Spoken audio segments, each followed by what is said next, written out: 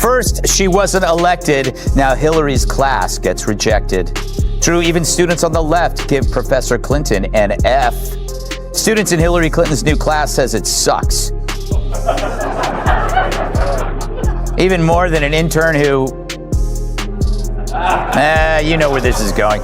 So a new study links drinking alcohol to the risk of dementia. Alcohol and dementia. Sounds familiar. Picture this for a moment. Greg Gutfeld, known for turning politics into a comedy show, just unleashed a massive takedown of Hillary Clinton. This wasn't a small joke or a quick criticism. It turned into a full-blown roast that quickly grabbed attention across the internet. What started with a single sharp remark grew into one of the most talked-about comedic moments in recent years. People everywhere are reacting, and it's easy to see why. Buckle up, because things are about to get wild. The idea that you could turn the clock back and try to recreate a world that never was, dominated by, let's say it, white men of a certain persuasion, a certain religion, a certain point of view, a certain ideology, is just doing such damage to what we should be aiming for. What? Isn't she charming? No wonder Bill spends most of his days perched in a tree outside the local Hooters. Before we continue, make sure to like the video and subscribe so you don't miss what comes next. Greg Gutfeld didn't stop at criticizing Hillary Clinton. He went after her political record in a way that quickly grabbed everyone's attention. What made it even more surprising was how calm and confident he seemed while doing it. It was the kind of moment that sparked reactions all over the internet, with people talking about it everywhere. She's back like a sore on a porn star's lip. Ew. Complaining on X about Trump cleaning up D.C., she says, quote, on one hand, Republican officials call themselves war fighters. On the other, they become whiny crybabies at the thought of setting foot in D.C. streets and New York City subways that literal school children navigate every day without incident. Real macho stuff. Then she got off social media and returned to moving a dead body to a park. For years, Hillary Clinton worked to present herself as a strong, experienced, and confident political figure. Many supporters viewed her as someone who could handle almost any challenge. Then Greg Gutfeld stepped into the conversation with his trademark humor and sharp criticism. Using a mix of sarcasm and jokes, he challenged that carefully built image and painted a very different picture, creating a moment that quickly caught the attention of viewers online. That's good. This might be, in my opinion, the worst thing she's ever said, because we know New York City subways. Kids don't take the subway. Yeah. I mean, and if you do, you're like, whose kid is that? Yeah, there are men on there who set fire to women, but she's pretending that the people that are trying to reduce crime, that are doing it for themselves, because she's only used to doing things for herself. The funniest part about this post for me was the fact that she disabled comments on it. What? You wouldn't want to have to see anything unsavory. This wasn't a quiet exchange or a routine political debate. It quickly turned into a major public takedown that had people talking everywhere. Greg Gutfeld delivered one joke after another, each one landing with confidence and perfect timing. It felt like he had been waiting for the right opportunity and wasn't about to hold back. What made the moment stand out even more was Hillary Clinton's response. Rather than brushing it off or laughing along, she pushed back and defended her position. To many viewers, it seemed like she was determined to protect the strong image she had built over the years. But instead of calming the situation, her reaction only fueled more discussion online. By the end, many people felt the criticism had landed harder than anyone expected. Masculinizes the argument. I don't even know if that's a word. Is it? It is now. It is. She takes a real issue, which is crime affecting the citizens of D.C., and makes it about these war fighters being whiny crybabies, like it's big, whiny men. Yeah, because they want the streets safe for not just them. Yes. The children, and not just that, the children who are jacking and robbing everyone. Before we go on, make sure to subscribe and stay tuned for more updates. As the exchange continued, Greg Gutfeld kept the pressure on with a steady stream of sharp jokes and criticism. His humor chipped away at the powerful image Hillary Clinton had spent years building, turning what once seemed untouchable into a topic of public debate. What made the moment especially interesting was the contrast between politics and comedy. In political discussions, experienced figures often know how to redirect conversations and handle tough questions. But in this setting, many viewers felt Hillary appeared less comfortable as the jokes kept coming. Each response seemed to spark even more reactions from the audience. For many people watching, the event felt bigger than a criticism of one person. It became a challenge to the long-standing public image and reputation that had surrounded Hillary for decades. By the end, supporters and critics alike were left discussing whether that carefully crafted image had taken a significant hit. Treated classified info the way her husband treats women, casually disposable. In this age when there's no monopoly on mayhem, we need careful, not careless. 3, she put personal privacy before public security. The way Bill used the Secret Service, she used the Secret Server, both to create a wall between prying eyes. So, no surprise, in a new poll, when Americans are asked what word best describes her, they scream liar, followed by dishonest, then untrustworthy. I think I notice a trend. To Americans, she's less dependable than your cable guy. Meanwhile, as she implodes, Biden basks, a white knight with whitened teeth. But as nice as Joe is, it reveals the sober truth. What surprised many people most was how effortless Greg Gutfeld appeared throughout the exchange. He delivered joke after joke with confidence, never looking rattled or under pressure. To viewers, it seemed like he was completely in control of the moment, and that made each punchline land even harder. The message behind much of the humor was clear. Greg was suggesting that Hillary Clinton's political influence and public image are no longer what they once were. Many of his jokes focused on the gap between the carefully managed image she presents and how some critics now view her. Because Hillary has spent so many years in the public eye, every speech, public appearance, and response has been heavily analyzed. Greg used that familiarity to his advantage, turning well-known traits and habits into material for comedy. As the audience reacted, the contrast between his relaxed delivery and her attempts to maintain composure became part of the story itself. For many viewers, that tension made the entire exchange even more memorable and entertaining. Arrested and ready Bigfoot. Hillary Clinton told folks in Pennsylvania that she's ready to come out of the woods. So is this the comeback that America wants? You know, we love it when great bands get back together, but not Limp Bizkit, not Hoobastank. Hillary announcing return, it's like the bird flu announcing a return of the bird flu. Or McDonald's relaunching the Arch Deluxe, or MSNBC bringing back Brian Williams. Really? We're living in a reverse episode of In Search Of, where the vanishing creature keeps looking. This moment wasn't just about Hillary Clinton's past, it was also about how some critics see her place in today's political landscape. Greg Gutfeld used humor to argue that her influence has faded and that many of the ideas and messages associated with her no longer connect with audiences the way they once did. Throughout the exchange, he framed her as a figure from an earlier political era, someone still trying to remain at the center of conversations that have largely moved on.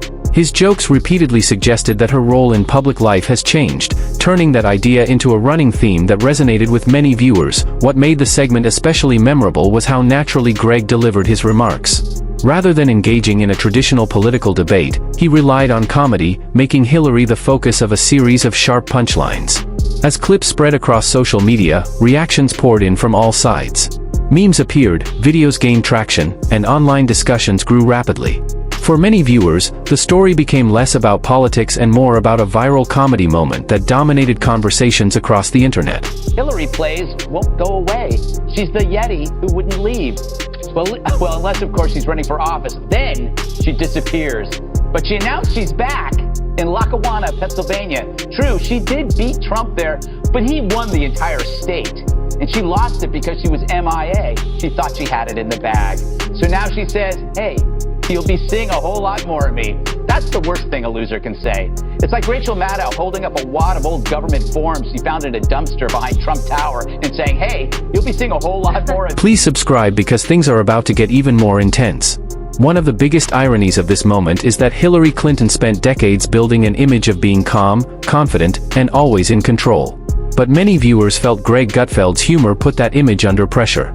Rather than simply criticizing her, he used comedy to shift the spotlight and challenge how people see her today. For many watching, the exchange became more than just a series of jokes. It raised questions about whether long-established political figures can still connect with audiences in a media environment driven by viral moments and public reactions. Greg's performance led many viewers to rethink Hillary's public image, turning what started as a comedy segment into a much larger conversation online. In 5 days left is the proverbial poop. hitting the fan. You just heard Brett Baer on the latest news, but will it make a difference? What if the emails found on Weiner's laptop did come from Hillary's server? And what if there were new discoveries that actually had classified info? One of Baer's sources claims that Hill's server had been hacked, as he said before, with information stolen by at least 5 foreign intel agencies. If this is true, how will Hillary beat this rap? With this rap by her pal Greg Gutfeld focused on what many critics see as Hillary Clinton's biggest weakness, her public image and communication style. Instead of concentrating only on her political record, he used humor to highlight behaviors and responses that audiences have seen for years. Many viewers felt that when the pressure increased, Hillary relied on familiar talking points and avoided directly engaging with the criticism. What made the moment stand out was the contrast between politics and comedy. In a political setting, prepared responses can be effective, but comedy moves quickly and often rewards spontaneity. Greg's sharp jokes and confident delivery kept the audience engaged, while Hillary's reactions became part of the discussion. For many watching, the exchange reinforced long-standing opinions about her public persona and added another memorable chapter to the ongoing debate surrounding her political legacy. She must be working for Trump.